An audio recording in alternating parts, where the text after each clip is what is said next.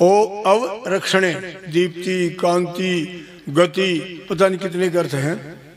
सर्वव्यापक, सर्वरक्षक और निर्विकार परमपिता परमात्मा कि तू निर्विकार है, हमें भी विकारों से रहित कर दे।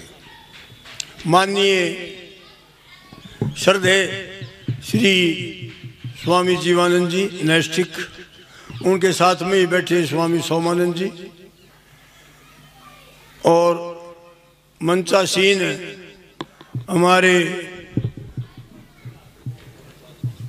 जो भजन मंडली और सुविख्यात भजनोपदेशक, किसी परिचय के मोहताज नहीं है, श्री रामनिवास जी खंडन मंडन के लिए विशेषज्ञ हैं, इनका कोई मुकाबला नहीं है। और दो कन्याएं आई हैं, एक बेटी बैठी है। कितना प्यारा शाम को इन्होंने और बड़ा भावुक होकर के और व्याख्यान दिया, और वो अपना अभी आपने सुना ही है, ज्योति होकर के जारी है अपना प्रवचन। आर्य बंधुओं और माताओं, बहनों, बेटियों, प्यारे बच्चों, मैं बड़ा सौभाग्य मानता हूँ मैं कि इस दोपहर बाद की वेला में आप और हम एक दूसरे के अभिमुख हैं और धर्म चर्चा कर रहे हैं। इस गांव में ये मेरे लिए कोई नया नहीं है, काफ़ी वर्षों से मैं आ रहा हूँ और बड़े यज्ञ भी किए हैं यहाँ। 1.25 क्विंटल का भी किया है, 1.25 मन का भी किया है, जिसमें वैसे तो सारे गांव का ही सामूहिक था, लेकिन विशेष प्रसाद भ्राता योगेंद्र जी का रहा, जो बड़ी रुचि के साथ ये करते कराते थे, जोड़ लेते थे, चाहे वो कॉलेज का प्रिंसिपल है, कोई और मुख्य व्यक्ति है, गांव में इकट्ठे कर देना। और योग शिविर जो बच्चों को सदाचार की बातें बताना, प्रातः काल और सायकाल का, जो बिना खर्चे का है। रोटी अपने घर खाओ, सुबह 4:30 से 6:30, शाम को 4:30 से 6:30। और विशेष करे इन 3 जिलों में तो मैं और ये साथ रहे हैं, महेंद्रगढ़, रेवाड़ी, गुड़गांव और अन्य जिलों में जहाँ जहाँ भी मैं जिस पद पर भी रहा। यहाँ भाई योगेंद्र जी मिल गए और कहीं कोई और मिल गया, जैसे जींद में कोई और मिल गए, और महम 24 में खरकड़ा गांव में हम लड़कियों तक के भी शिविर हमने लगवाए हैं। राजपूतों की एक लड़की थी अविवाहित, बड़ी ब्लिस्ट। ये ध्यान मैंने रखा कि लड़कियों का शिविर लड़की ही लगाएं तो बेहतर है। हालांकि हम पर्दे के पीछे से उनका सहयोग करें और सब कुछ उनका मार्गदर्शन करें। इसी तरह पलवल फरीदाबाद में तो बहुत ही रुचि रखते हैं। मैंने कहा तुम्हारे यहाँ ये शिविर इतने क्यों लगते हैं? बोले जी हमारे यहाँ मुसलमान ज़्यादा हैं नज़दीक, इसलिए। और ये लोग ज़्यादा इसमें संगठन बनाना चाहते हैं, वो करते हैं। वहाँ शिविर हमारी जो स्वामी श्रद्धानंद बन गए, हमने मिलकर बहुत प्रचार किया, कहीं हरिश्चंद्र शास्त्री। चलो ये तो हम करते रहते हैं। और मैं कई बार सोचता हूँ कि इसमें समय बहुत लगता है, बर्बाद होता है। मैं स्वाध्याय में लगाऊँ, पत्र पत्रिकाओं में मैं आजकल लेख भी दे रहा हूँ। कहीं कलकत्ता से फोन आ जाता है और कहीं जो दिल्ली से आ जाता है, कहीं राजस्थान से आ जाता है, भरतपुर से आ जाता है कि जी लेख बहुत अच्छा था, पारिवारिक सौहार्द ये हो। माँ ये तो मेरा क्या लेख था, ये तो स्वाध्याय करते हैं, वो अपनी भावना इसमें व्यक्त कर दी। तो अब हम जिस विषय को उठा रहे हैं उस पर बात करेंगे। आमतौर पर जैसे ईब भ्राता जी जो बता के गए हैं कौशली वाले कि मैं तो छोटा सा बालक था तब से मैं आप सेवा करते थे हमारे उपमंडल में, कि अभी इंसान कुछ नहीं, अगर दूसरे का भला ना करे तो अपनी अपनी सोचे। तो उसके बारे में तो महर्षि दयानंद जी ने सत्यार्थ प्रकाश की भूमिका में लिखा है कि वो पशुओं का बड़ा भाई है, पशुओं का बड़ा भाई का है। वो सभ्य भाषा में बोलते थे समझाने के लिए कि मनुष्य कौन है। मनुष्य की परिभाषा उन्होंने एक बार नहीं कई बार दी है। जो मन से बना है, जो मननशील हो, चिंतनशील हो और सोच विचार करके काम करे।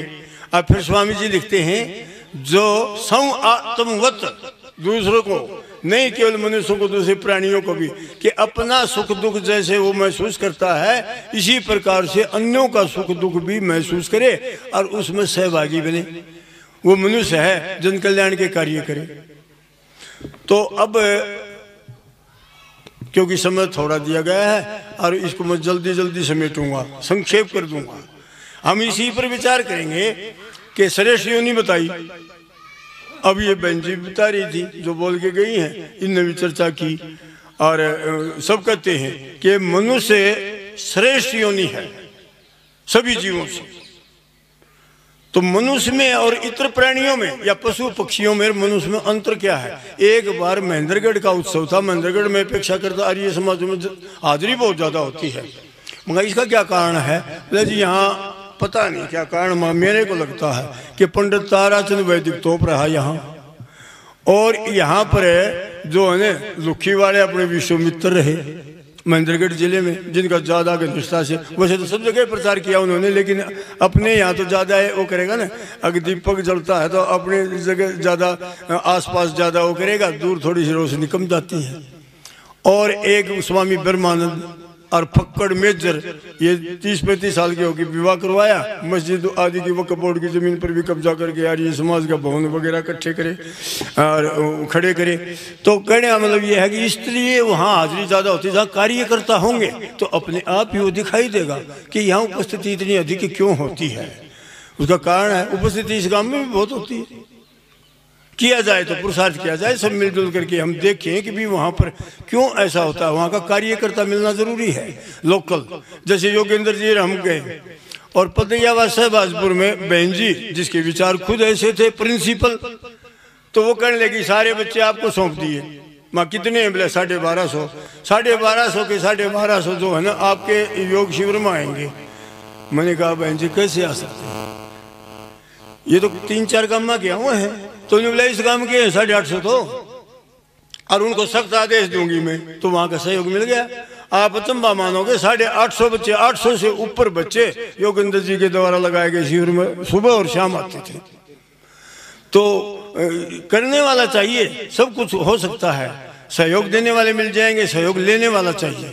इसी प्रकार से हम गुरावड़ा पल्लावास धरती में वहाँ सोए और वो क्या करते, कुछ आदमी तो ये देखने के लिए आ जाते थे, बोले एक अधिकारी है सरकारी और वो धरती में सोता है, और एक योगेंद्र जी हैं उनके साथ वो करता कि इसी तरह कवाड़ी में केवल इसीलिए बोले हम तो और क्यों कोई देखना नहीं आए थे कि अफसर भी धरती में सो, मैं धरती में हम तो बचपन से सोते आए हैं, हमारी छत पर सोया करते थे।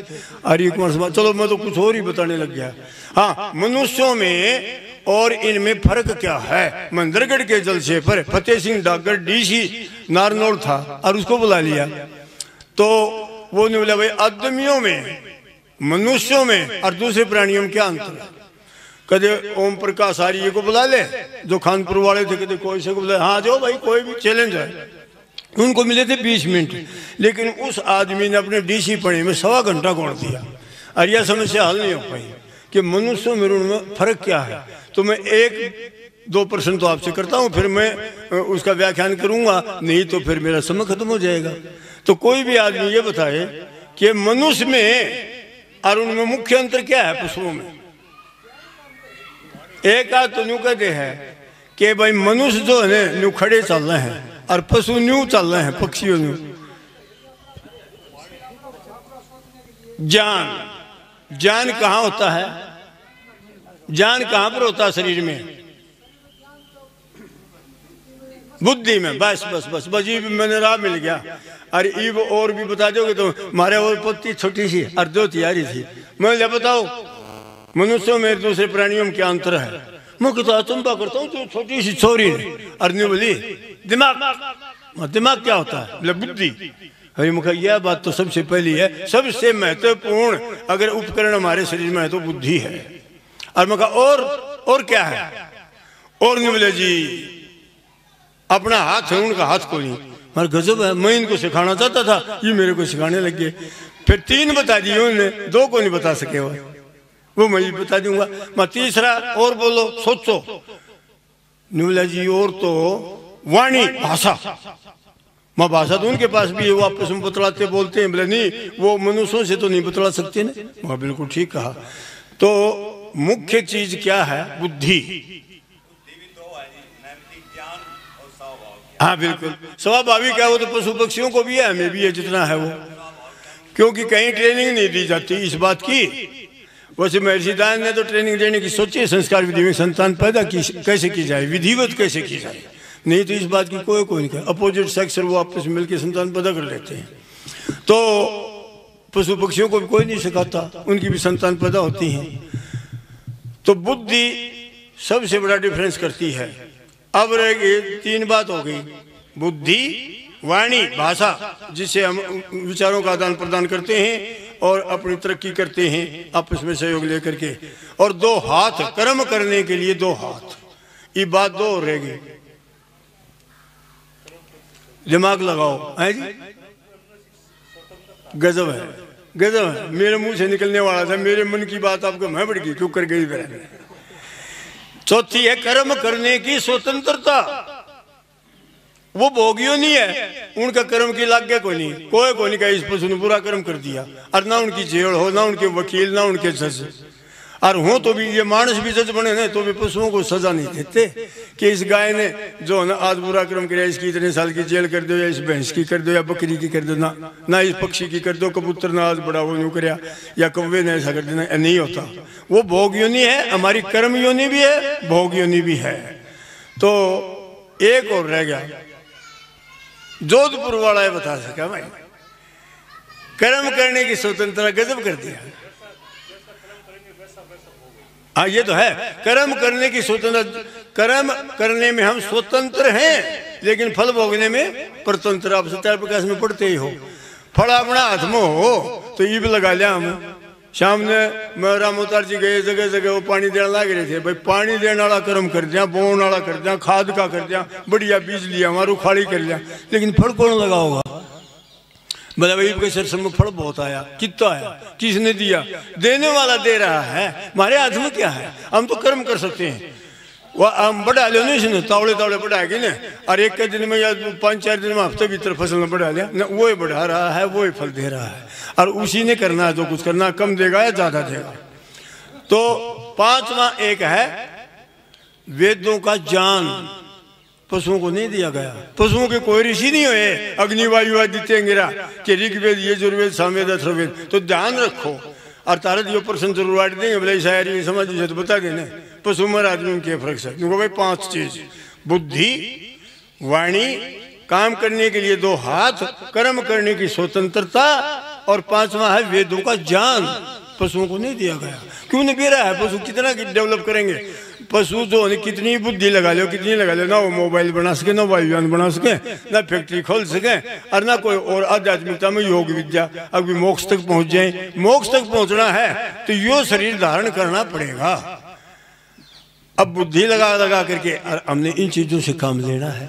वाणी है, वाणी के दोषों को दूर करना है। दोष कौन से हैं? असत्य बोलना। क्योंकि धर्म क्या है? छोटी सी परिभाषा हमको पूछना चाहो ना कि भी मैं तो एक छोटा सा शब्द सुनना चाहता हूँ, धर्म क्या है? हम कहते हैं सत्य। महर्षि दयानंद स्पष्ट कहते हैं सत्य के ग्रहण करने और सत्य को छोड़ने में सर्वदा उद्यत रहना चाहिए। जो जो सत्य मिले उसको पकड़ते जाओ और असत्य को दूर करते जाओ। अपने आप पाखंडवाद भी दूर हो जाएगा, सब कुछ दूर हो जाएगा। तो सत्य ही धर्म है और इसको अपनाएं। और वाणी में कौन सा वो है? झूठ बोलना, निंदा करना, चुगली करना, कटु बोलना, खाम खाम किसी को चढ़ा दिया, भौंकी उसके ऊपर टोंट कस दिया, व्यंग कस दिया और कुछ कर दिया। बोलो तो मधुर बोलो। वेद कहता वाचम वदत भद्रिया, कल्याणकारिणी वाणी बोले। कहीं बोलना को नहीं आओ। और दिल साफ। हमारी गली में से एक आ रहा है, दूसरा गांव तक आगे बस रहा है, और वो एक इंदर सिंह नाम का है, मेरा नाम राशि, वो बीमार हो गया था। बोले कई दिन हो गए इंदर सिंह बीमार है। बोले मैं पूछ के आऊँगा। उड़े तो बोलिया अरे इंदर सिंह, बोले हाँ, बोले जीवे है।